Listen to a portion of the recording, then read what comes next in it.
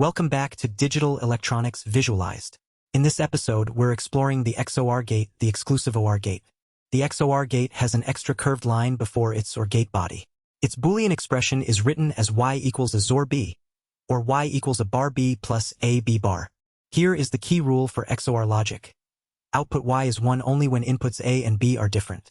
If a is 0 and b is 0, y is 0. If a is 0 and b is 1, y is 1. If a is 1 and b is 0, y is 1. If both a and b are 1, output y is 0. To remember XOR logic permanently, picture an inequality detector. If the inputs match, the output is 0. If the inputs differ, the output flashes 1. XOR gates are fundamental in digital arithmetic.